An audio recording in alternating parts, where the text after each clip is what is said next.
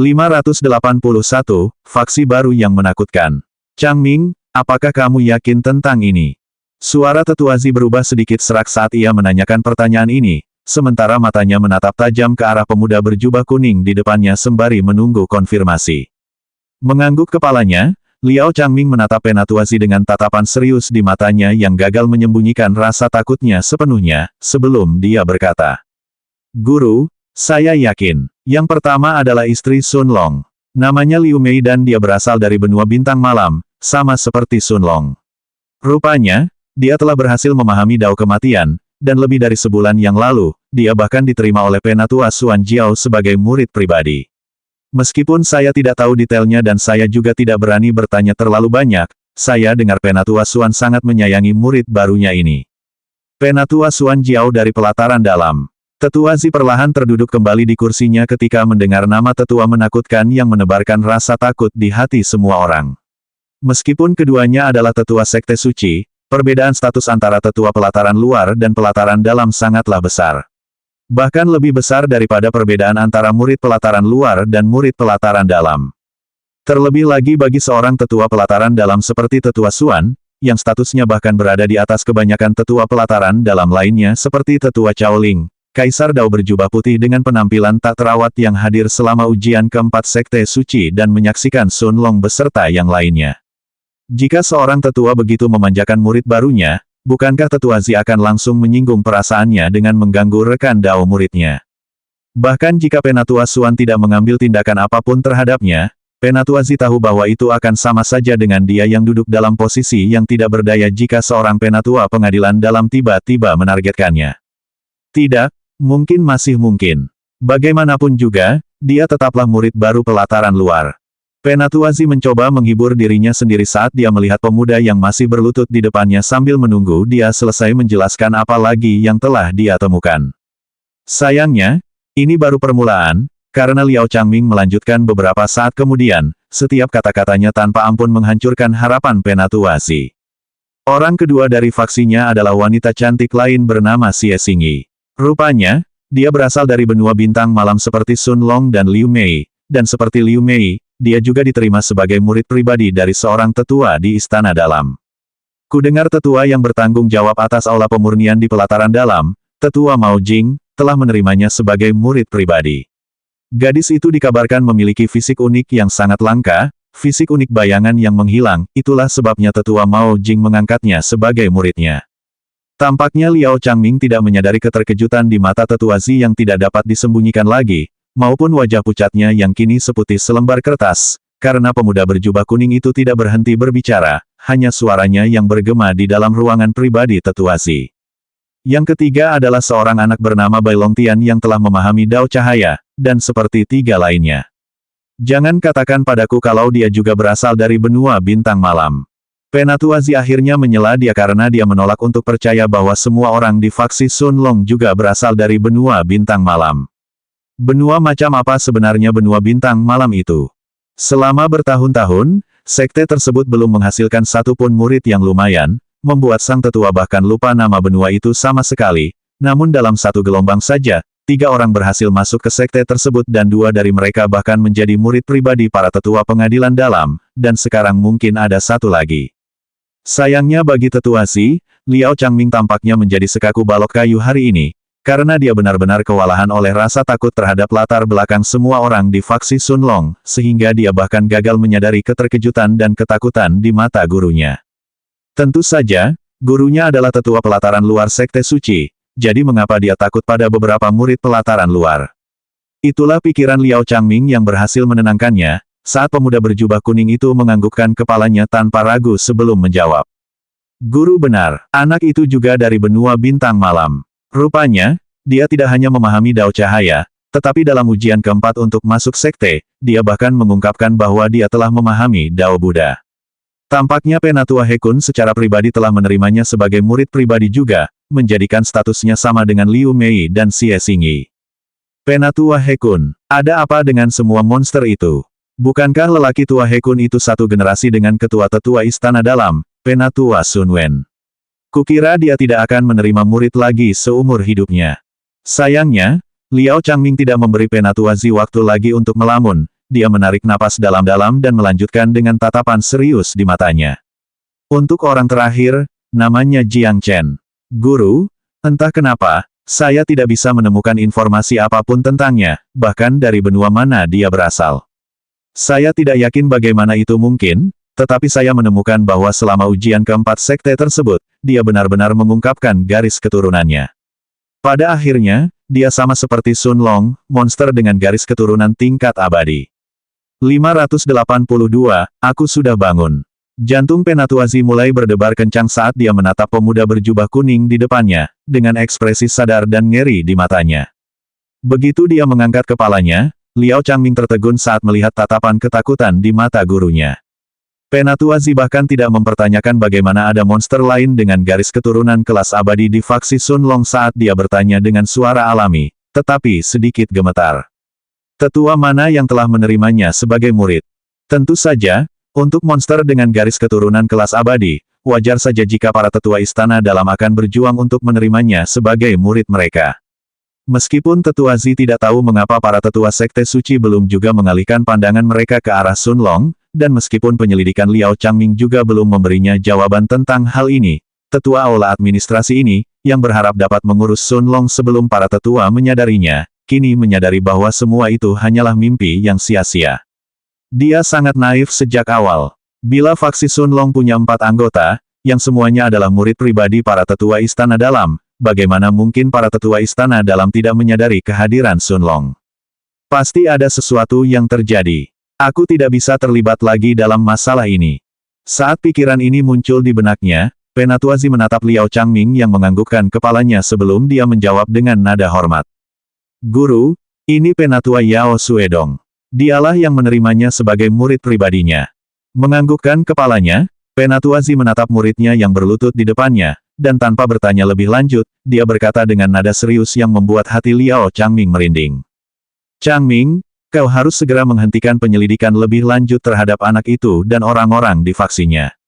Kalau aku tahu kau terus melakukan itu, kau akan menerima hukuman dariku secara pribadi.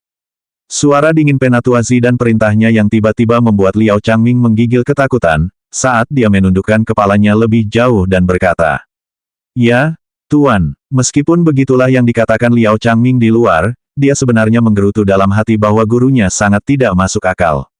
Dialah yang memerintahkannya untuk menyelidiki semuanya, namun sekarang dia bertindak seolah-olah itu semua adalah ide Liao Changming.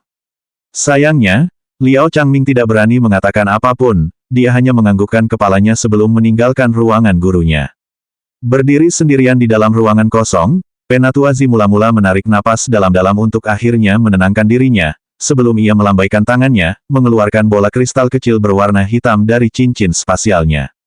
Setelah menatap bola kristal itu dalam diam selama beberapa saat, dia meletakkan tangannya di atas permukaan bola, sebelum suara seorang lelaki tua terdengar dari bola itu beberapa saat kemudian, saat bergema di seluruh ruangan yang sunyi.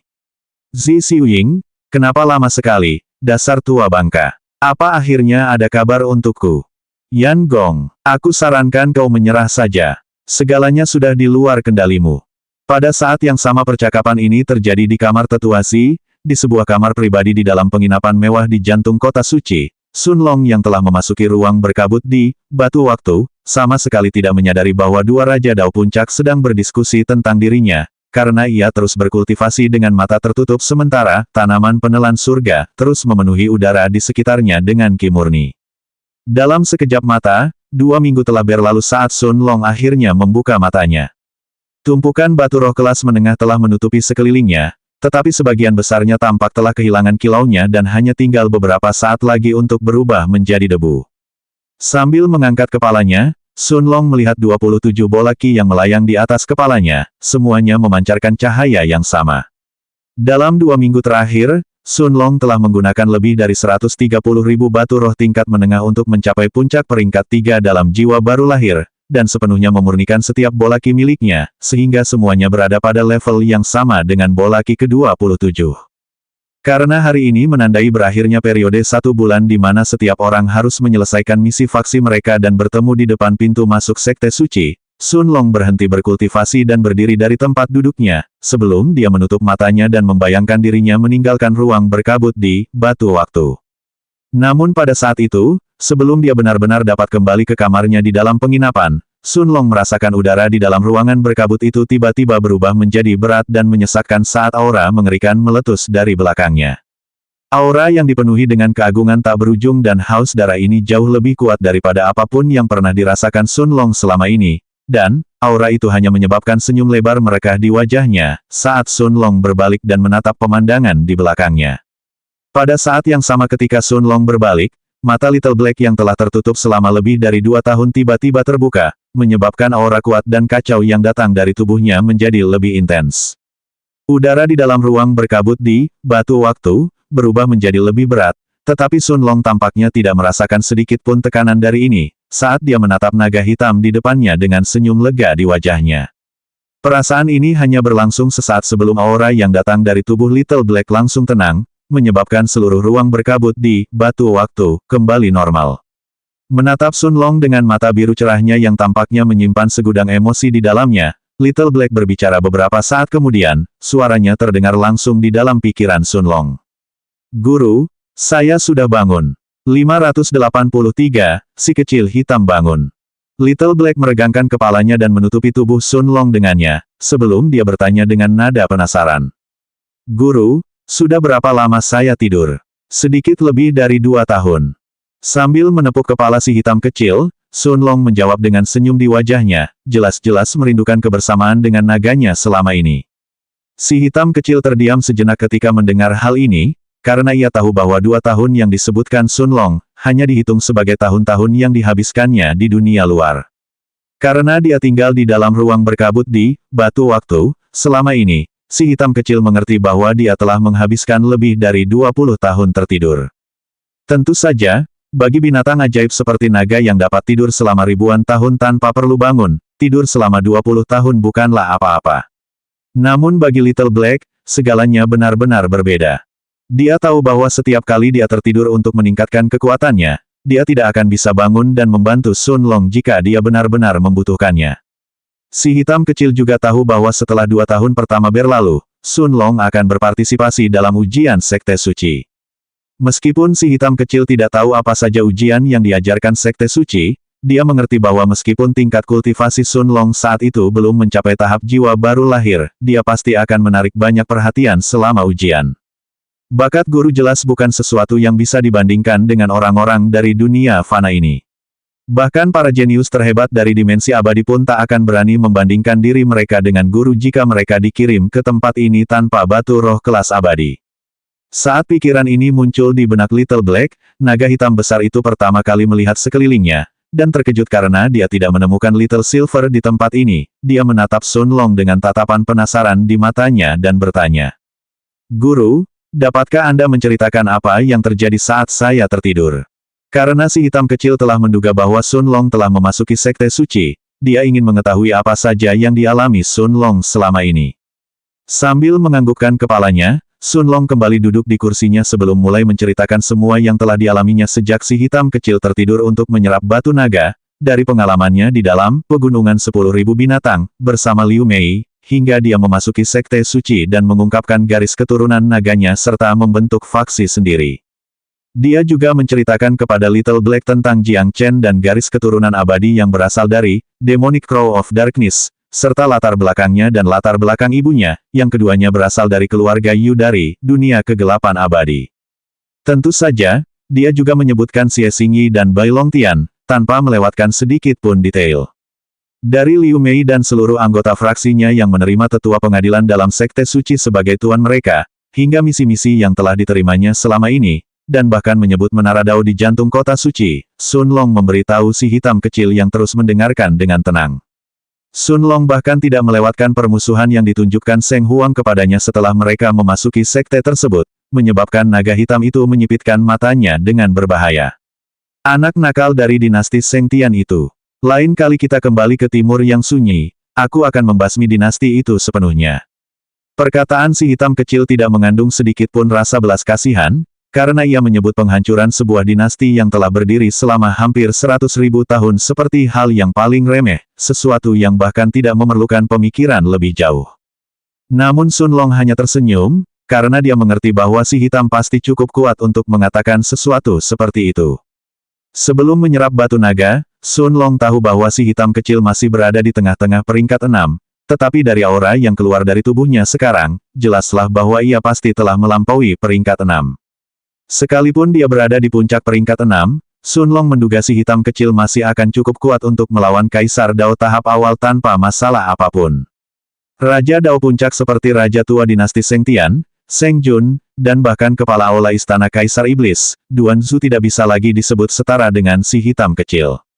Tetapi sekarang setelah ia berhasil mencapai peringkat 7, si hitam kecil berada di level yang sama dengan Kaisar Dao, level yang sama dengan para tetua pengadilan dalam Sekte Suci. Seorang Kaisar Dao bisa mengendalikan seluruh benua sendirian, memegang miliaran nyawa di tangannya. Itu bukan sesuatu yang bisa dibandingkan dengan Raja Dao puncak seperti Raja Dao dari dinasti Seng Tian. Dengan tatapan mata yang dalam, Little Black mengabaikan, cacing, seperti Seng Jun, dan menatap Sun Long lalu berkata dengan suara serius. Tuan, meskipun aku belum pernah pergi ke dunia kegelapan abadi, bersama Tuan di masa lalu, bagi sebuah keluarga yang memiliki garis keturunan binatang sihir tingkat mitis seperti gagak iblis kegelapan, dan masih tetap berdiri tanpa dihancurkan, bahkan jika kekuatan mereka tidak mendekati puncak dimensi abadi, mereka pasti tidak akan lemah juga. Binatang sihir tingkat mitis. Sun Long menganggukkan kepalanya saat mendengar peringatan si kecil hitam untuk tidak menganggap remeh mereka, karena dia sudah tahu bahwa keluarga Yu bukanlah lawan yang mudah. Namun, yang mengejutkan Sun Long adalah kata-kata, binatang ajaib tingkat mitik. Meskipun dia tahu dengan jelas bahwa, gagak iblis kegelapan, termasuk dalam spektrum atas binatang sihir terkuat di dimensi abadi, bahkan di Sekte Suci, Sun Long belum pernah mendengar tentang klasifikasi tingkatan binatang sihir seperti itu. Mengangguk kepalanya, si kecil hitam kemudian mulai menjelaskan. Di dimensi abadi, binatang ajaib dibagi menjadi beberapa kategori berbeda, tergantung pada kekuatan dan tingkat kelangkaan mereka. Yang terendah adalah tingkatan umum, diikuti oleh tingkatan langka, dan kemudian binatang ajaib tingkatan elit. Namun, di dunia fana tempat Tuan itu berada saat ini, mungkin hanya ada binatang ajaib tingkat biasa, dan bahkan binatang ajaib tingkat langka pun sangat sulit ditemukan. Sedangkan untuk binatang ajaib tingkat elit, kurasa tidak akan ada di tempat ini. Setelah peringkat elit, adalah peringkat mitos, dan terakhir peringkat legendaris. Binatang-binatang ajaib yang berada pada puncak, peringkat legendaris bahkan disebut sebagai raja-raja binatang ajaib. Adapun, gagak iblis kegelapan, yang menjadi garis keturunan keluarga Yu, ia adalah binatang ajaib tingkat mistis yang kuat. 584, si kecil hitam bangun, 2. Si hitam kecil tahu bahwa Sun Long belum sepenuhnya mendapatkan kembali ingatannya, jadi dia tahu bahwa dia harus menjelaskan tingkatan binatang ajaib di dimensi abadi. Meskipun gagak iblis kegelapan tidak berada di puncak peringkat mistis, ia tetap termasuk di antara 15 binatang sihir peringkat mistis terkuat. Keluarga Yu itu sungguh sangat beruntung bisa mendapatkan garis keturunan seperti itu. Setelah berhenti sejenak, Little Black kemudian melanjutkan. Tentu saja, tidak masalah apakah itu binatang ajaib, peringkat mistis atau bahkan peringkat legendaris. Di hadapan Tuan, mereka semua hanya bisa menundukkan kepala pada akhirnya. Sun Long hanya tersenyum sambil menepuk kepala Little Black, sebelum dia berkata beberapa saat kemudian. Little Black, ada masalah dengan makhluk mayat hidup Meyer. Setelah mencapai tahap Naschen Soul, makhluk mayat hidup miliknya mulai mengembangkan kesadaran mereka sendiri dan mereka bukan lagi makhluk tanpa jiwa seperti sebelumnya. Meskipun mereka sekarang lebih kuat daripada sebelumnya setelah mereka mengembangkan kesadaran mereka sendiri, mereka juga lebih berbahaya, karena Meyer harus menggunakan indera jiwanya untuk menekan mereka selama pertarungan. Menurut kata-kata yang ditinggalkan oleh guru besar Meyer, seorang kultivator Dao kematian seharusnya tidak memperlakukan makhluk mayat hidup mereka sebagai alat, tetapi menganggap mereka sebagai makhluk hidup, dan menggunakan indera jiwa mereka untuk sepenuhnya menekan niat membunuh dan semua emosi negatif yang mereka pancarkan sebelum bertarung. Little Black langsung mengerti apa yang Sun Long coba katakan, dan setelah terdiam beberapa saat, hampir seolah-olah dia mengingat sesuatu, dia akhirnya menggelengkan kepala naga besarnya beberapa detik kemudian saat dia menatap Sun Long dengan mata birunya yang cerah sebelum dia menjawab. Guru, itu salah dan benar di saat yang bersamaan. Guru pasti sudah menyadari sekarang bahwa Dao kematian adalah salah satu Dao yang paling mengerikan yang pernah ada, baik bagi mereka yang telah memahaminya maupun musuh-musuh mereka. Begitu seorang kultivator yang telah memahami dao kematian berhasil menembus tahap jiwa baru lahir, makhluk mayat hidup yang ada di dalamnya secara alami akan mengembangkan jiwa mereka sendiri saat mereka menjadi lebih kuat. Tentu saja, karena mereka adalah makhluk hidup yang dipanggil langsung dari jurang kematian, mereka tidak akan pernah memiliki emosi positif apapun. Sebaliknya, mereka akan dipenuhi dengan kebencian, keinginan membunuh, rasa lapar, dan emosi negatif lainnya yang tak terhitung jumlahnya. Ini bukanlah sesuatu yang dapat dihindari oleh kultivator manapun yang telah memahami dao kematian, karena ini adalah sifat yang berasal dari kedalaman jiwa setiap makhluk hidup. Itulah risiko yang harus ditanggung sendiri oleh setiap kultivator yang telah memahami dao ini. Akan tetapi, menurut keluarga dari dimensi abadi itu, tidaklah benar jika seorang kultivator yang telah memahami dao kematian menggunakan indera jiwanya dan sepenuhnya menekan makhluk mayat hidup mereka atau memperlakukan mereka seperti pasukan tentara. Setelah berhasil menembus tahap jiwa baru lahir, kamu harus membiarkan makhluk mayat hidupmu bertarung sepenuhnya, menggunakan semua kejahatan dan kedengkian mereka tanpa menahan diri dan hanya menekan niat membunuh yang mereka miliki terhadapmu dan orang-orang di sekitarmu. Hanya ketika mereka bertarung dengan kekuatan penuh tanpa ditekan, makhluk dari Deat Abis akan berada dalam kondisi terkuatnya. Mata Sun Long sedikit terbelalak saat mendengar ini, tetapi sesaat kemudian dia segera mengerti bahwa Tetua Xuan tidak berbohong kepada Liu Mei, melainkan hanya wawasan gurunya dalam dao kematian yang tidak dapat dibandingkan dengan wawasan dari keluarga teratas di dimensi abadi. Meski itu tampak seperti detail kecil, apakah Liu Mei mampu sepenuhnya menekan niat membunuh dari makhluk mayat hidup selama pertarungannya, atau hanya menekannya saat diarahkan ke dirinya sendiri? Sun Long memahami bahwa perbedaannya sangat besar bagi Liu Mei. Setelah mengobrol dengan Little Black selama 2 jam lebih, Sun Long akhirnya berdiri dari tempat duduknya dan menutup matanya, seraya membayangkan dirinya meninggalkan ruang berkabut di batu waktu, dan kembali ke kamarnya. Sudah waktunya baginya untuk kembali ke Sekte Suci dan bertemu dengan Liu Mei dan yang lainnya, sebelum mereka berangkat ke benua bintang biru, di wilayah utara, untuk menyelesaikan misi peringkat C. Sun Long tahu bahwa selama mereka berhasil menyelesaikan misi, faksi mereka secara otomatis akan memenuhi syarat untuk bergabung dalam perang faksi di dalam Sekte Suci.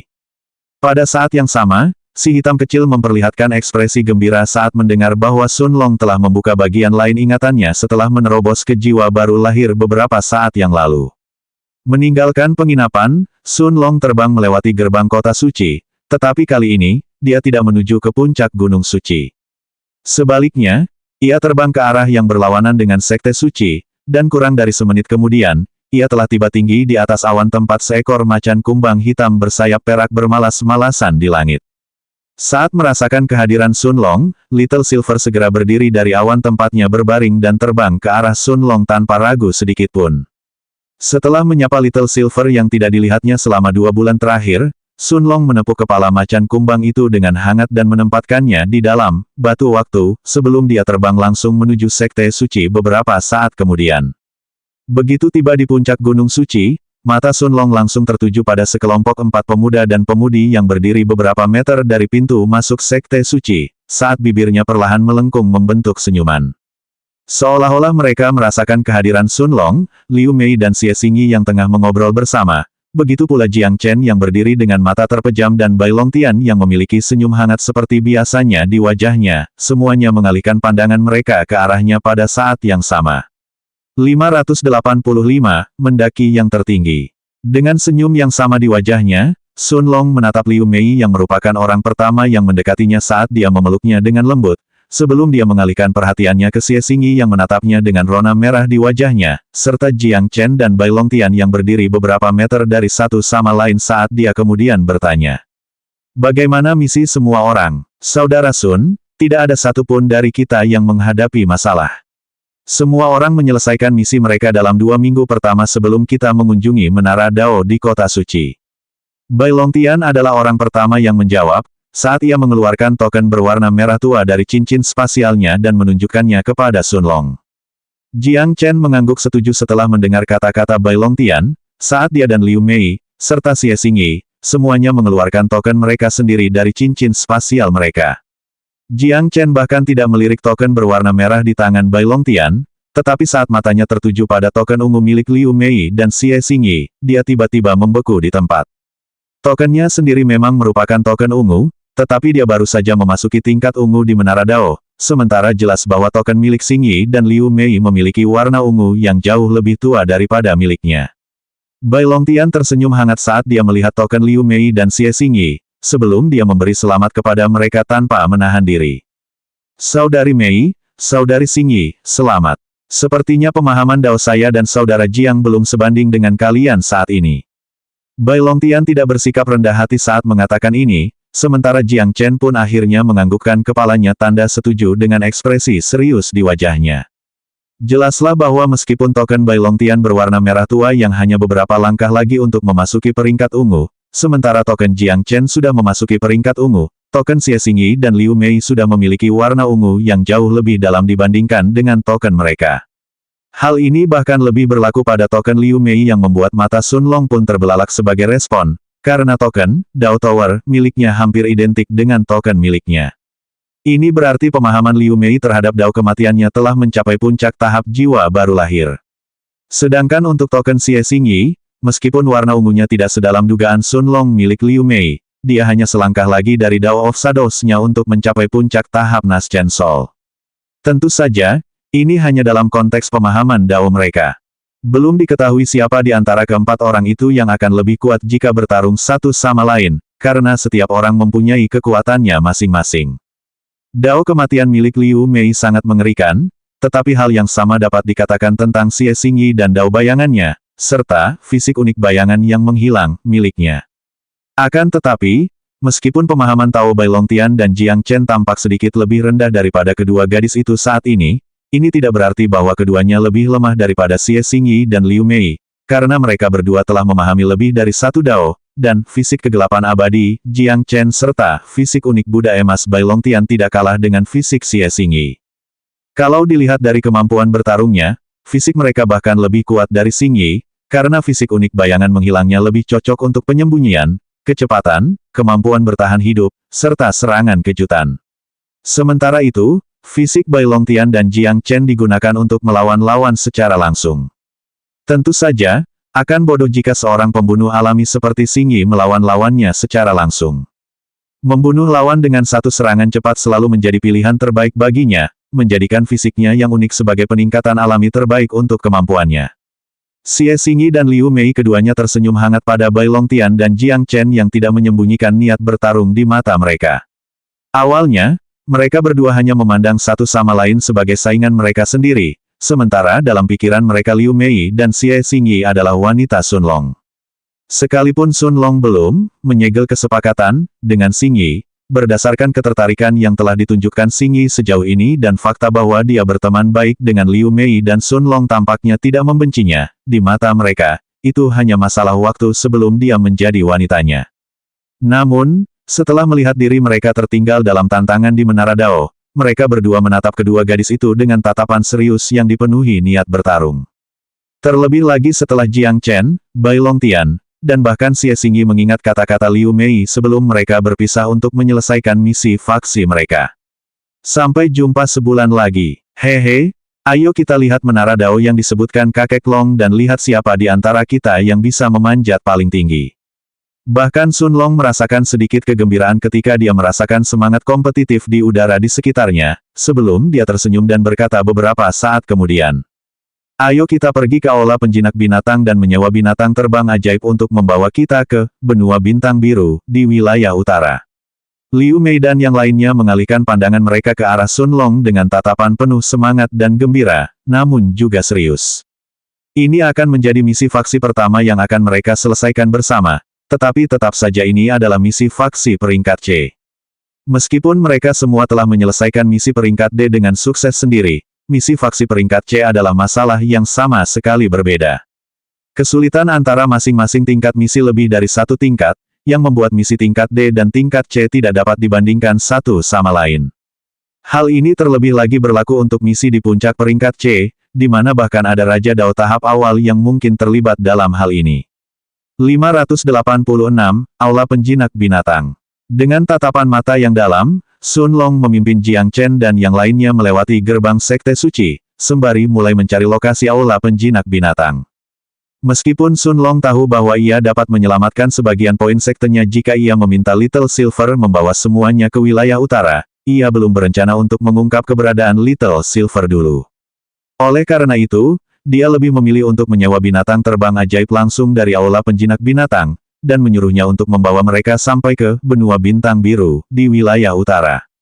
Setelah berjalan selama lebih dari 1 jam, Sun Long akhirnya tiba di depan sebuah bangunan besar dengan tulisan, Bistamer Hall, tepat di atas pintu masuknya. Bahkan sebelum dia memasuki gedung, Sun Long dapat dengan jelas mendengar raungan binatang ajaib yang sesekali terdengar dari dalam, sebelum dia memimpin Liu Mei dan yang lainnya melewati pintu masuk gedung. Setelah dia masuk ke dalam, Sun Long mendapati dirinya berada di dalam lobi besar bersama 20 murid luar lainnya, semuanya menunggu di depan resepsi. Di belakang meja resepsionis Sun Long melihat 5 pintu kayu, sementara masing-masing pintu dijaga oleh setidaknya 1 murid luar yang telah mencapai peringkat awal 7 jiwa baru lahir. Jadi ini Aula Penjinak Binatang. Xie Xingyi bergumam dengan suara rendah saat mata hijaunya yang menakjubkan mengamati detail ruangan yang luas ini dan para murid yang mengantri di depan meja resepsionis. Sun Long dan yang lainnya bergabung dalam antrian selama beberapa menit, sebelum giliran mereka tiba beberapa saat kemudian. "Halo, ada yang bisa saya bantu?" tanya wanita muda berjubah kuning di balik meja kasir sambil tersenyum. "Saya ingin seekor binatang terbang ajaib untuk membawa kita ke Benua Bintang Biru, di wilayah utara." Sun Long menyuarakan permintaannya tanpa ragu sedikit pun, saat matanya tertuju pada 5 pintu kayu di belakang meja resepsionis. Dia telah melihat para pengikutnya sebelum dia memasuki pintu-pintu itu setelah berbicara dengan kedua gadis di meja resepsionis. Jadi dia dengan mudah menduga bahwa semua binatang ajaib itu ada di balik pintu-pintu itu. "Silakan ikuti saya." Wanita muda itu menganggukkan kepalanya dan membimbing Sun Long menuju pintu ketiga tepat di belakang meja resepsionis. Murid yang menjaga pintu tentu saja tidak menghentikan mereka, saat wanita muda berjubah kuning membuka pintu dan memberi isyarat bagi Sun Long dan yang lainnya untuk masuk ke dalam. Begitu dia melewati pintu, Sun Long melihat sebuah taman luas yang membentang sejauh lebih dari 10 mil, dengan puluhan binatang ajaib terbang yang duduk di sekitar sarang mereka, atau terbang di langit. "Disinilah Aula Penjinak Binatang, kami menyimpan binatang-binatang ajaib terbang. Tidak seperti binatang-binatang ajaib yang hidup di air atau binatang-binatang ajaib darat yang dapat hidup di lingkungan apapun, kami menyimpan binatang-binatang ajaib terbang di ruang terbuka ini agar mereka dapat menikmati kebebasan. Tentu saja, para penjinak binatang kami telah memastikan bahwa masing-masing dari mereka jinak dan tidak akan mencoba melarikan diri, jadi tidak ada yang perlu dikhawatirkan." Wanita muda berjubah kuning itu dapat menebak bahwa ini adalah pertama kalinya Sun Long dan yang lainnya datang ke Aula Penjinak Binatang, jadi dia menjelaskan berbagai hal sambil tersenyum di wajahnya.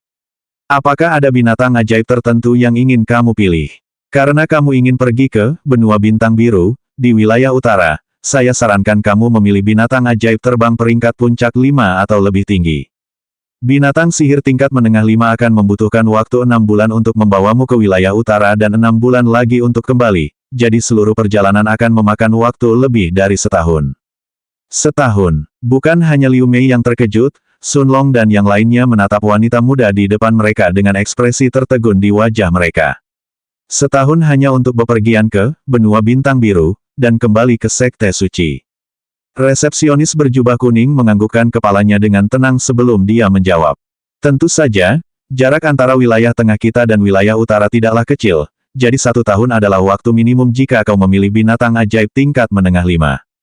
Tentu saja, binatang ajaib tingkat menengah 5 juga merupakan pilihan yang paling murah, karena masing-masing dari mereka hanya akan dikenakan biaya 200 poin sekte, terlepas dari berapa lama Anda menyewanya hingga Anda kembali ke Sekte Suci. Jika kau menyewa binatang ajaib untuk mengangkutmu selama misi, maka tidak masalah jika kau meninggalkan sekte itu selama sebulan atau setahun, kau tetap harus membayar jumlah yang sama pada akhirnya." Sambil menggelengkan kepalanya, Sun Long langsung menolak pilihan itu sebelum dia bertanya. "Bagaimana dengan binatang puncak peringkat 5 dan peringkat 6? Sun Long tidak menyangka kalau jarak antara wilayah tengah dan wilayah utara begitu jauh, butuh waktu setahun penuh hanya untuk datang dan pergi dengan seekor binatang ajaib tingkat menengah 5. Dia lebih suka menghabiskan lebih banyak poin sekte untuk memilih binatang ajaib yang lebih cepat karena memang begitulah adanya. Mustahil baginya menghabiskan setahun penuh hanya untuk berpindah dari Sekte Suci ke wilayah utara seperti ini. Wajah wanita muda berjubah kuning itu berseri-seri dengan senyum cerah ketika dia mendengar pertanyaan Sun Long, sebelum dia mengangguk dan menjelaskan. Binatang ajaib peringkat 5 puncak hanya membutuhkan 4 bulan untuk membawamu ke wilayah utara dan 4 bulan lagi untuk mengembalikanmu ke Sekte Suci setelah misimu selesai. Harganya 500 poin sekte. Sun Long menggelengkan kepalanya tanpa ragu sebelum dia berkata. Lalu bagaimana dengan binatang ajaib tingkat 6? Dia telah memutuskan bahwa jika aula penjinak binatang tidak memiliki binatang sihir terbang peringkat 6 awal, dia akan menjual beberapa pil di kota suci dan membeli binatang sihir terbang peringkat 6 awal untuk dirinya sendiri. Meskipun harganya kemungkinan besar akan melebihi 1,6 juta batu roh tingkat menengah dan bahkan bisa mencapai lebih dari 2 juta jika dia tidak beruntung, di matanya Sun Long tahu bahwa ini adalah pilihan yang jauh lebih baik daripada menghabiskan lebih dari setengah tahun di punggung binatang ajaib. 587, Burung Biru Arktik.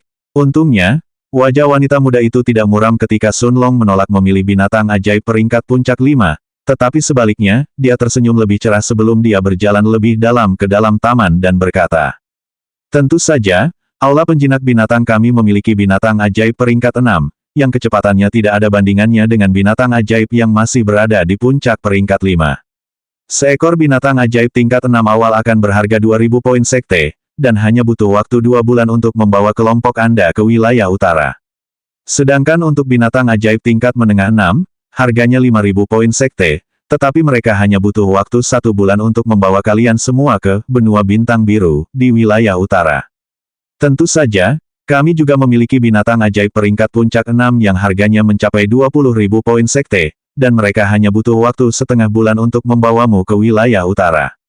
Memahami bahwa Sun Long tidak tertarik pada binatang ajaib peringkat puncak 5, dia mulai memperkenalkan harga setiap binatang ajaib peringkat 6, dan juga jumlah waktu yang dibutuhkan setiap binatang untuk mengantarkan kelompok Sun Long ke benua bintang biru. Setelah terdiam beberapa saat, Sun Long menganggukkan kepalanya sebelum menyerahkan token identifikasi sekte kepada wanita muda itu dan berkata, kita akan mengambil binatang ajaib tingkat menengah 6. Wanita muda berjubah kuning itu sangat terkejut saat mendengar ini, tetapi dia tetap menganggukkan kepalanya dengan gembira dan menerima token Sun Long sebelum dia mengurangi 5000 poin sekte darinya. Dia tahu bahwa sangat sedikit murid luar yang bersedia menghabiskan begitu banyak poin sekte hanya untuk bepergian dari sekte suci ke wilayah lain. Sedangkan untuk kelompok seperti Sun Long, di mana semua orang selain Sun Long tampak berada di tahap tengah jiwa baru lahir, kelompok seperti itu biasanya akan berusaha sekuat tenaga untuk mempertahankan poin sekte mereka, meskipun itu berarti menghabiskan waktu setahun untuk bepergian. Lagi pula, murid luar mana yang tidak menyelesaikan misi untuk mengumpulkan poin sekte. Bahkan jika kelompok Sun Long mengambil misi faksi peringkat D kali ini, misi faksi peringkat D yang paling sulit sekalipun hanya memberikan beberapa ribu poin sekte saja. Dengan kekuatan kelompok mereka di mana bahkan orang terkuat, Jiang Chen, tampaknya berada di puncak peringkat 5 di Nas Chen Sol, wanita muda itu percaya bahwa misi mereka tidak akan memberi mereka lebih dari 1000 poin sekte. Sedangkan untuk misi faksi peringkat C, pikiran itu bahkan tak terlintas di benaknya mengingat kekuatan kelompok mereka saat ini. Meskipun ia tak bisa merasakan kultivasi Sun Long, wanita muda itu yakin mustahil bagi mereka untuk menyelesaikan misi faksi peringkat C sendirian. Bagaimanapun, dia masih menatap Sun Long dengan senyum cerah yang sama di wajahnya sebelum dia berkata, silakan ikuti saya. Wanita itu kemudian berjalan lebih jauh ke dalam taman, dan beberapa menit kemudian, dia tiba di depan sebuah pohon besar yang bahkan lebih besar dari pohon-pohon hitam yang pernah dilihat Sun Long di hutan bangau raksasa. Di puncak pohon, seekor burung biru besar dengan bulu biru es tampak sedang beristirahat di sarangnya yang seluruhnya terbungkus es dengan mata terpejam, sama sekali tidak menghiraukan binatang-binatang ajaib lain yang terbang di langit. Oh, burung biru Arktik peringkat 6 menengah. Wanita muda itu berbalik dan menatap Sun Long dengan lebih banyak kejutan di matanya daripada sebelumnya, saat dia menganggukkan kepalanya dan berkata, adik junior sangat berpengetahuan. Kurasa aku tidak perlu menjelaskannya lagi. Ini memang, burung biru Arktik, yang ditemukan oleh Aula Bistamer kami. Anda hanya perlu waktu kurang dari sebulan untuk sampai ke benua bintang biru, dengan menunggangi punggungnya. Namun, saya harus memperingatkan Anda bahwa Anda tidak boleh mengizinkan orang asing mendekatinya. Anda juga tidak boleh membawa siapapun dari benua bintang biru, kembali ke sekte suci selain diri Anda sendiri. Hanya murid sekte suci yang memiliki token identitas sekte yang boleh mendekati binatang ajaib dari aula penjinak binatang kami. Jika ada orang lain yang mendekati mereka, binatang ajaib itu akan langsung menyerang orang tersebut. Meskipun Sun Long tidak tahu tentang ini, dia tetap menganggukkan kepalanya dengan sikap tidak peduli. Dia tidak berencana untuk membawa siapapun dari benua bintang biru kembali ke wilayah tengah. Adapun burung biru Arktik, Sun Long sudah tahu bahwa itu adalah binatang ajaib terbang berelemen es yang menggunakan bulunya sebagai alat berburu utama saat memburu mangsanya. Meskipun kecepatannya sedikit di atas rata-rata jika dibandingkan dengan sebagian besar binatang terbang sihir peringkat 6 lainnya, burung biru Arktik memiliki daya tahan yang sangat tinggi, jadi bahkan bepergian selama 6 bulan berturut-turut tidak akan menjadi masalah baginya, apalagi 1 bulan yang dibutuhkan untuk mencapai benua bintang biru di wilayah utara. Sun Long menatap wanita muda berjubah kuning itu dan menganggukkan kepalanya, yang menunjukkan bahwa dia juga puas dengan burung biru Arktik. Meskipun dia telah menghabiskan 5.000 poin sekte untuk itu, sehingga dia hanya memiliki 440 poin sekte, dia tidak khawatir karena dia dapat menjual beberapa pil ke aula harta karun emas kapan saja dia membutuhkan poin sekte. Selain itu, dia masih harus mengumpulkan 7.000 poin sekte yang akan diperolehnya setelah menyerahkan inti binatang, katak lidah beracun, di aula tugas.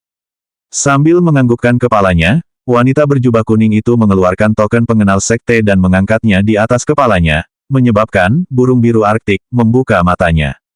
Melihatnya membentangkan sayap biru esnya yang besar dan melayang ke bawah dari pohon, wanita muda itu mengalihkan perhatiannya ke arah Sun Long sebelum dia menjelaskan. Anda tidak perlu khawatir, bahkan jika Anda belum pernah ke wilayah utara sebelumnya. Karena sekte suci kami juga terletak di sebelah utara wilayah tengah, yang perlu kau lakukan hanyalah memerintahkan burung biru Arktik untuk terbang ke arah utara, dan ia akan membawamu ke tujuanmu sendiri. 588. Bepergian ke wilayah utara. Kali ini, bukan hanya Sun Long, tetapi Liu Mei, Bai Longtian, dan yang lainnya yang terkejut saat mendengar bahwa sekte suci juga berlokasi di utara wilayah tengah. Jika seekor binatang ajaib tingkat menengah 6 memerlukan waktu sebulan penuh untuk sampai ke wilayah utara dari utara wilayah tengah, maka berapa lama lagi waktu yang dibutuhkannya untuk mencapai wilayah timur atau bahkan selatan? Pikiran ini muncul dalam benak setiap orang, tetapi Sun Long tetap menganggukkan kepalanya sebagai ucapan terima kasih kepada wanita muda berjubah kuning itu, sebelum dia menjadi orang pertama yang melompat ke punggung burung biru Arktik. Burung itu sendiri sangat besar dan bahkan lebih besar dari Death Eater, milik Liu Mei, dengan tinggi yang melebihi 40 meter 131 kaki. Ia dapat dengan mudah membawa belasan orang di punggungnya tanpa merasa sempit sama sekali.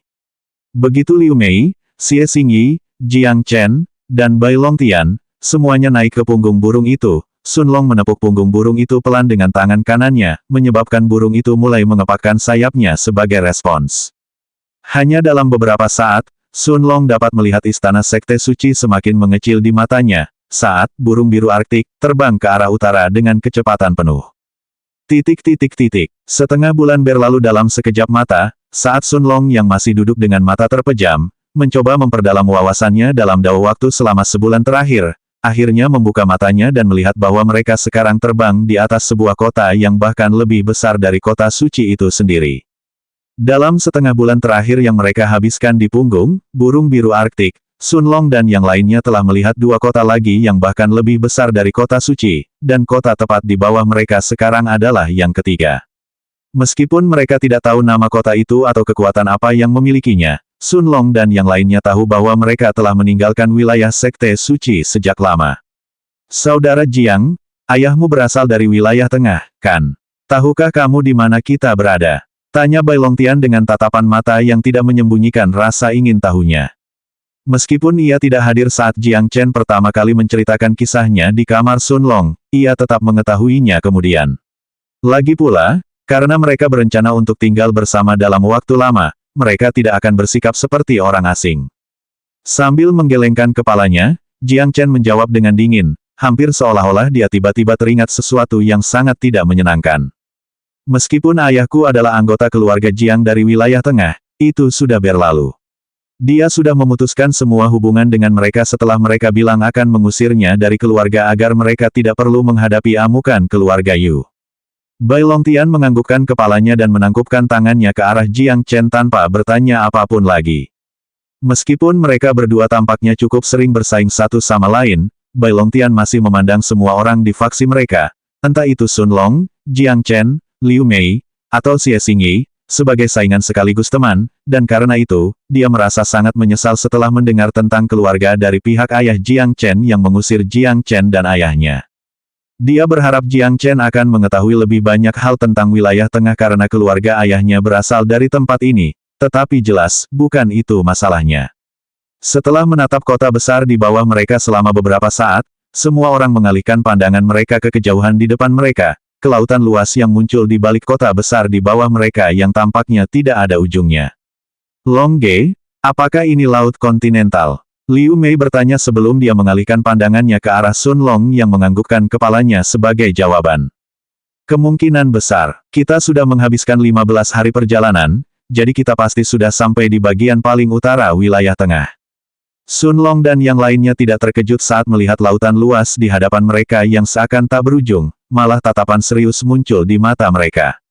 Meskipun mereka tidak tahu apapun tentang kekuatan di wilayah tengah, mereka semua tahu tentang nama laut yang mengelilingi wilayah tengah dari semua sisi, membuatnya tampak seperti pulau besar yang menutupi sebagian besar dunia budidaya.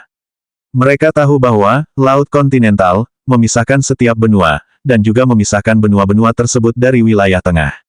Jadi, jika seseorang ingin pergi ke benua lain dari wilayah tengah, mereka harus menyeberangi laut kontinental terlebih dahulu. Berbeda dengan wilayah tengah atau benua-benua yang mengelilinginya, konon laut kontinental dihuni murni oleh binatang-binatang ajaib, dan sebagian besarnya masih belum dijelajahi. Meskipun ada rumor tentang beberapa harta karun yang sangat langka dan unik yang ditemukan oleh beberapa petualang yang beruntung di dalam laut, rumor juga mengatakan bahwa bahkan beberapa ahli terkuat akan berhati-hati saat melangkahkan kaki di laut kontinental, karena binatang ajaib yang sangat langka dan berbahaya dikatakan bersembunyi di dalamnya. Tentu saja, ini hanya berlaku bagi orang-orang yang cukup nekat menjelajahi laut dan mencari harta karunnya. Jika seseorang hanya ingin menyeberangi lautan dan mencapai benua lain, bahayanya biasanya tidak akan terlalu tinggi, kecuali mereka diserang oleh binatang ajaib yang kuat di luar kemampuan mereka. Sedangkan bagi Sun Long dan kelompoknya, kecuali mereka cukup sial hingga menjadi sasaran binatang ajaib tingkat menengah 6 yang sangat kuat atau binatang ajaib tingkat puncak 6 yang sesungguhnya, mereka akan sepenuhnya aman. Lagi pula, burung biru Arktik, itu kuat dan cukup cepat untuk bertahan melawan sebagian besar predator di tengah peringkat 6. Ini pula sebabnya Sun Long menerimanya sebagai tumpangannya tanpa berpikir dua kali. 589, Benua Bintang Biru. Wilayah Utara. Pikiran yang sama muncul di benak setiap orang saat mereka melihat 5 benua besar yang perlahan muncul di kejauhan di depan mereka. Sun Long sudah tahu bahwa wilayah utara adalah satu-satunya wilayah yang konon memiliki 5 benua di antara 4 wilayah tersebut. Wilayah timur memiliki 3 benua, yaitu benua bintang malam, benua bintang bela diri, dan benua bintang matahari. Wilayah selatan memiliki 4 benua, sementara wilayah barat adalah satu-satunya yang hanya memiliki 2 benua. Saat burung biru Arktik dengan cepat mendekati 5 benua, Xie Xingyi bertanya dengan suara penasaran. Yang mana yang merupakan benua bintang biru? Yang di tengah. Jiang Chen sebenarnya adalah orang pertama yang menanggapi, suaranya yang penuh percaya diri langsung menarik perhatian semua orang. Melihat semua orang mengalihkan pandangan mereka ke arahnya, Jiang Chen dengan tenang menganggukkan kepalanya sebelum dia menunjuk ke 5 benua yang membentuk tanda X jika seseorang melihatnya dari langit, lalu dia melanjutkan. Meskipun ayah saya berasal dari wilayah tengah, saya tumbuh besar bersamanya di benua bintang kutub di wilayah utara. Meskipun saya tidak tahu banyak hal tentang wilayah utara itu sendiri, saya tahu beberapa hal tentang kekuatan terkuat di setiap benua. Sun Long tersenyum ketika mendengar ini dan menganggukkan kepalanya sambil menerima keberuntungannya, karena mengetahui sedikit hal tentang wilayah utara lebih baik daripada tidak mengetahui apapun. Sambil menepuk punggung burung biru Arktik, dia kemudian memerintahkannya untuk terbang lurus menuju benua di tengah yang tampak dikelilingi oleh 4 benua lainnya. Bahkan dengan kecepatannya sebagai binatang sihir tingkat menengah 6, masih butuh waktu sehari penuh bagi burung biru Arktik untuk melintasi jarak dan tiba di benua bintang biru. Sebuah kota pesisir yang relatif besar adalah hal pertama yang menyapa mata Sun Long dan yang lainnya begitu mereka tiba di benua itu. Setelah mengamati kota ini dari belakang, burung biru Arktik, dan menyadari bahwa ini memang kota terbesar di sekitar 500 mil, Sun Long memerintahkan burung biru Arktik untuk turun tepat di depan gerbang kota. Para penjaga kota dan orang-orang yang mengantri untuk memasuki kota semuanya ketakutan saat mereka merasakan aura yang sangat kuat dari seekor binatang ajaib tingkat menengah 6 yang menjulang di atas kepala mereka. Saat mereka mengalihkan perhatian mereka ke arah 5 pendatang baru di atas punggung burung itu dan menatap mereka dengan mata yang dipenuhi rasa takut. Tak peduli apakah itu ratusan orang yang antri memasuki kota, puluhan pengawal kota di depan gerbang kota, atau mereka yang berdiri di tembok kota, keheningan langsung menyelimuti saat semua orang merasakan aura burung biru Arktik. Seorang penjaga yang mengenakan baju besi perak yang sedikit berbeda dari penjaga lainnya terlihat berlari dari tembok kota, hingga beberapa saat kemudian ia tiba di depan burung biru raksasa itu. Menatap kelima pemuda dan pemudi di punggung burung yang tampak seperti sedang bersiap memasuki kota, penjaga itu mulai berkeringat deras sebelum dia menarik napas dalam-dalam dan membungkuk saat dia bertanya dengan nada hormat. Tuan-tuan muda dan nona-nona, selamat datang di kota biru selatan. Saya kapten penjaga kota, Meng Niu. Ada yang bisa saya bantu? Wajar saja bagi kapten pengawal kota untuk merasa takut saat melihat 5 orang menunggangi binatang ajaib tingkat menengah 6 dan mendekati kota. Meskipun ia tidak tahu apa yang ingin dilakukan kelompok Sun Long di kotanya, Meng Niu tahu bahwa bahkan penguasa kota itu sendiri hanyalah seorang Raja Dao tingkat menengah. Jika ia harus melawan monster sihir tingkat menengah 6, semua orang bisa menebak hasilnya, karena sudah menjadi rahasia umum bahwa monster sihir lebih kuat daripada manusia pada tingkat kultivasi yang sama. Oleh karena itu, meskipun dia takut, Meng Niu tetap menggertakkan giginya dan mendekati burung biru besar itu sebelum dia bertanya kepada Sun Long apakah dia bisa membantu mereka. Dari mana orang-orang itu berasal? Mereka masih sangat muda, tetapi semuanya telah mencapai tahap tengah jiwa baru lahir. Mereka jelas bukan anggota dinasti Tang. Apakah mereka berasal dari salah satu dari 4 benua lainnya? Meskipun pikiran ini muncul di benak setiap orang, baik para petani di depan gerbang kota maupun para pengawal kota tidak berani menatap kelompok pendatang baru terlalu lama, karena takut menyinggung mereka. Hal ini sangat sulit bagi para pemuda di kelompok mereka yang matanya telah terpikat oleh wajah Liu Mei dan Xing Yi yang sangat cantik. Pada saat yang sama, Sun Long memusatkan perhatiannya sepenuhnya pada kapten penjaga kota di depannya. Dia mengerti bahwa Meng Niu bertanya kepadanya apakah dia bisa membantu mereka, hanya karena dia ingin menghindari mereka memasuki kota itu jika dia bisa. Tentu saja, Sun Long mengerti bahwa sudah sewajarnya bagi kapten pengawal kota untuk menjaga keselamatan kota, dan baik dia maupun Liu Mei dan yang lainnya tampaknya tidak keberatan, karena kota biru selatan bukanlah kota yang harus mereka kunjungi di benua bintang biru sejak awal. Satu-satunya alasan mengapa Sun Long memilih untuk berhenti di kota ini adalah karena ini adalah kota besar pertama yang ditemukannya dan dia ingin membeli peta seluruh benua. Mengangguk kepalanya, Sun Long menatap Meng Niu yang tampaknya masih menunggu jawabannya dan menangkupkan tangannya sebelum dia berkata. Kami berencana memasuki kota dan membeli peta, benua bintang biru, karena ini pertama kalinya kami di sini. Saya ingin tahu apakah Kapten Meng bisa membantu kami. Meng Niu menghela napas lega dalam hati saat mendengar ini, saat dia buru-buru mengangguk dengan senyum di wajahnya dan berkata. Tentu saja, sepertinya ini pertama kalinya Anda berada di benua bintang biru. Tentu saja, Anda tidak perlu masuk ke kota ini untuk urusan sekecil itu. Terimalah peta ini sebagai hadiah pribadi dari saya. Meng Niu lalu mengeluarkan gulungan dari cincin spasialnya dan melemparkannya ke udara, membiarkannya mendarat tepat di depan Sun Long yang menangkapnya dengan tangan kanannya. Setelah melihat gulungan di tangannya, Sun Long mengeluarkan kantong kecil dari cincin spasialnya dan melemparkannya ke arah Meng Niu sebelum dia menangkupkan tangannya dan berterima kasih padanya. Tanpa menunggu jawaban, ia lalu menepuk punggung burung biru Arktik, itu untuk kedua kalinya, menyebabkan burung itu langsung mengepakkan sayapnya yang indah berwarna biru muda saat ia terbang cepat di angkasa. Menatap sosok burung biru setinggi 40 meter yang menghilang, Meng Niu mengalihkan pandangannya ke kantong kecil di tangannya dan membukanya hampir secara refleks. Namun, saat matanya melihat 300 batu roh tingkat menengah di dalam kantong itu, jantungnya mulai berdebar kencang karena kegembiraan. Meskipun 300 batu roh tingkat menengah tidak berarti apa-apa bagi Sun Long, itu bukanlah jumlah yang kecil bahkan bagi seorang kepala pengawal seperti Meng Niu, apalagi pengawal lainnya. Bahkan sebagai seorang pendekar jiwa baru lahir tingkat akhir, Tiap bulan Meng Niu hanya memperoleh 10.000 batu roh tingkat rendah, yang berarti 100 batu roh tingkat menengah. Adapun peta yang diberikannya kepada Sun Long, harganya tak lebih dari 2.000 batu roh kelas rendah.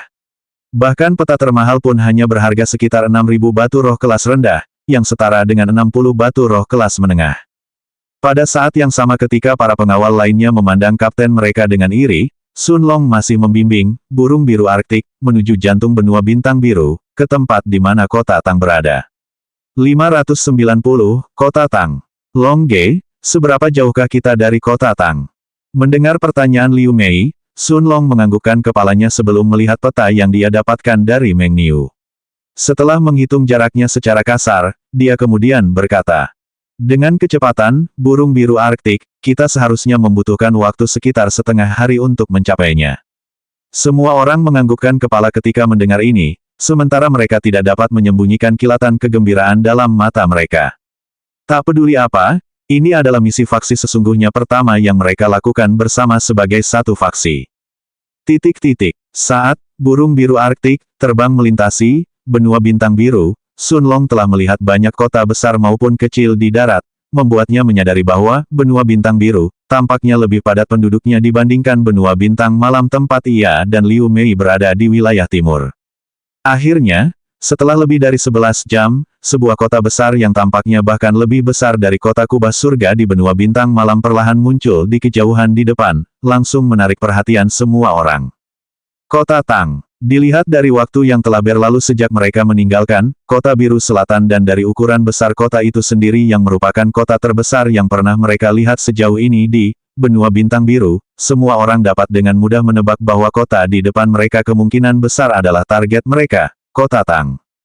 Sebelum mereka tiba lebih dekat ke tembok kota, Sun Long berbalik dan menatap Liu Mei dan yang lainnya dengan senyum di bibirnya, sebelum dia melambaikan tangannya, mengeluarkan jubah hitam pekat dari batu waktu, dan mengenakannya di atas jubah kuningnya. Semua orang langsung mengerti apa yang ingin dilakukan Sun Long, dan tanpa ragu sedikit pun, Liu Mei dan yang lainnya tersenyum, saat mereka mengeluarkan jubah hitam serupa dari cincin spasial mereka dan mengenakannya juga, langsung menutupi jubah kuning mereka yang menandakan bahwa mereka adalah pengikut luar sekte suci. Jubah hitam polos adalah salah satu kebutuhan yang harus selalu dibawa oleh setiap kultivator, bersama dengan pil anti-toksin, pil penyembuhan, dan pil pengisian ki, bermutu tinggi. Saudara Long takut kita akan ketahuan oleh orang-orang dari dinasti Tang. Xie Xingyi menanyakan pertanyaan yang sama yang ada dalam benak semua orang setelah dia menutupi seluruh tubuhnya dengan jubah hitamnya. Meskipun kebanyakan orang tidak akan mengenali jubah kuning kita, seandainya dinasti Tang benar-benar mengenalinya, misi kita akan hampir mustahil untuk berhasil. Lagi pula, 5 murid sekte suci yang mengunjungi kota Tang pada saat yang sama pasti akan membuat mereka khawatir. Tiba-tiba, Sun Long mengubah arah mereka, dan alih-alih langsung menuju ke kota besar di kejauhan, ia memerintahkan burung biru Arktik terbang menuju hutan kecil yang tidak terlalu jauh dari mereka. Binatang ajaib tingkat menengah 6 mendarat di hutan beberapa saat kemudian, sebelum Sun Long dan yang lainnya turun dari punggungnya. Sambil memegang token pengenal sekte di tangannya, Sun Long mengaktifkan formasi perekaman memori, sebelum dia menepuk kepala burung itu dan memerintahkannya untuk tinggal di sini selama beberapa hari. Meskipun Sun Long tidak memiliki hubungan mental dengan burung biru Arktik, seperti yang dia lakukan dengan si hitam kecil dan si perak kecil, sebagai binatang ajaib tingkat menengah 6, kecerdasan burung itu tidak kalah dengan manusia dewasa dan ia dapat dengan mudah memahami apa yang dikatakan Sun Long. Keiyu, setelah mengeluarkan suara kecil, burung besar itu menuju lebih dalam ke hutan kecil, seolah-olah sedang mencari tempat yang bagus untuk tinggal. Little Black, apakah ada binatang ajaib tingkat menengah 6 lainnya di hutan ini? Sun Long mengirimkan pesan mental kepada si hitam kecil yang masih mengunyah tangkai, rumput darah naga, di dalam ruang berkabut di batu waktu. Meskipun rumput peringkat 5 secara alami tidak memiliki efek apapun pada binatang ajaib peringkat 7, Little Black tampaknya masih sangat menikmati rasanya. Menutup matanya, Little Black kemudian menyebarkan indera jiwanya ke seluruh tubuh Sun Long, sebelum dia menjawab beberapa saat kemudian. Tuan, jangan khawatir, burung itu mungkin aman. Binatang ajaib terkuat di hutan ini hanyalah serigala tingkat 6 awal yang baru saja naik level. Sun Long menganggukkan kepalanya setelah mendengar konfirmasi Little Black, sebelum dia menonaktifkan formasi rekaman memori dari token pengenal sektenya dan mengalihkan perhatiannya ke arah Jiang Chen dan yang lainnya. Lalu, dengan senyum tenang di wajahnya dia berkata, "Ayo pergi ke kota Tang." Begitu dia selesai berbicara, Sun Long melesat ke langit saat dia menuju ke kota di kejauhan, diikuti Liu Mei, Xie Xingyi, Jiang Chen, dan Bai Longtian di belakangnya. Kota besar itu sangat dekat dengan hutan kecil tempat Sun Long baru saja meninggalkan, burung biru Arktik, dan hanya 1 jam kemudian mereka akhirnya tiba di depan gerbang kota. Saat mereka tiba lebih dekat ke gerbang kota, semua orang memperhatikan kata-kata, Kota Tang, yang berlapis emas dan ditulis di atas gerbang kota dengan huruf tebal. Meskipun antrean di depan gerbang kota panjang, Sun Long menyadari bahwa antrean itu jelas tidak dapat dibandingkan dengan antrean di kota suci yang ramai. 20 menit kemudian, akhirnya giliran Sun Long memasuki kota. Seorang penjaga kota yang mengenakan baju besi perunggu dengan tulisan, Dinasti Tang, melangkah maju dan mendekatinya, sebelum dia mengulurkan tangannya dan berkata dengan nada tidak tertarik. 3.000 batu roh tingkat rendah untuk setiap orang. Sambil melambaikan tangannya, Sun Long mengeluarkan 15.000 batu roh tingkat rendah dari batu waktu, dan menyerahkannya kepada penjaga sebelum dia dan kelompoknya melangkah melewati gerbang kota dan akhirnya memasuki kota Tang. Bahkan sebelum ia mulai berjalan di jalan-jalan kota, setelah hanya melihat sekilas keadaan sekelilingnya, Sun Long segera menyadari bahwa kota Tang adalah salah satu kota tersibuk yang pernah dilihatnya sejauh ini, kedua setelah kota suci. Bahkan kota Yanzhou tidak dapat dibandingkan dengan jumlah kehidupan dan banyaknya orang yang berjalan di jalanan kota ini. Namun, saat Sun Long selesai melihat sekelilingnya, suara serius Little Black terdengar di benaknya beberapa saat kemudian. "Guru, ada seorang Kaisar Dao di dalam kota ini." Selanjutnya bab 591, Restoran Nobel Tang.